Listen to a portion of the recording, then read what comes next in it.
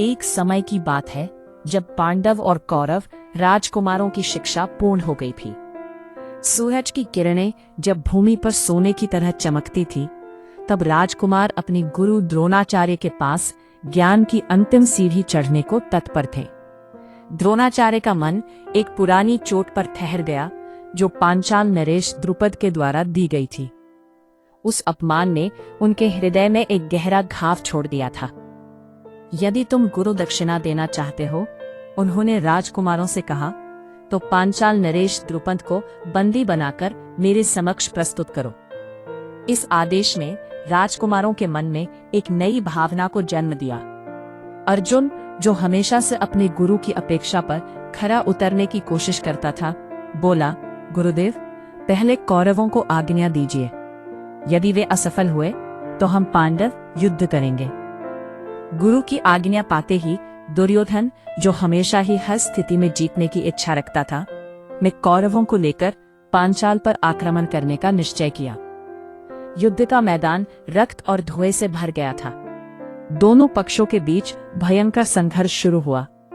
कौरवों ने विजय का प्रयास किया, लेकिन अंततः उन्हें पराजय का सामना करना पड़ा। कौरवों की हार के बाद पांडवों ने आक्रमण का झंडा लहराया। भीमसेन और अर्जुन के अद्भुत पराक्रम के सामने द्रुपद की सेना हार मान गई। अर्जुन ने द्रुपद को पकड़ लिया और उसे अपने गुरु के समक्ष ले आया। द्रोणाचार्य ने द्रुपद को देखा और उनकी आंखों में गहरी भावना थी। अब तुम्हारे राज्य का स्वामी मैं हो गया हूं, उन्होंने कहा। मैं तो तुम्हें अपना मित्र समझकर तुम्हारे पास आया था, लेकिन तुमने मुझे अपना मित्र स्वीकार नहीं किया। अब बताओ, क्या तुम मेरी मित्रता स्वीकार करते हो? द्रुपद ने लज्जा से सिर झुका लिया। मेरी भूल थी द्रोण, आपको अपना मित्र ना मानना मेरे लिए पश्चाताप है। मेरा राज्य अब आपके अधीन है, आप जो चाहे करें। द्रोणाचार्य ने मुस्कुराते हुए कहा, मित्रता समान वर्ग के लोगों में होती है, इसलिए मैं तुम्हें तुम्हारा आधा राज्य लौटा रहा हूं। गंगा नदी के दक्षिणी तट का राज्य द्रुपद को सौंपते हुए उन्होंने अपने हृदय में एक नई भावना का अनुभव किया। समय बीतने के साथ पांडवों ने कई अन्य विद्याओं का अध्ययन किया।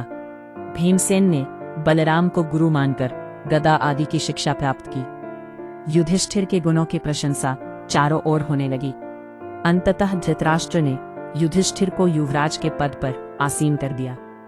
इस प्रकार द्रोणाचार्य और द्रुपद के बीच का यह संघर्ष और समझौता न केवल व्यक्तिगत सम्मान का विषय था, बल्कि यह मित्रता, घृणा और क्षमा के एक नए अध्याय की शुरुआत थी।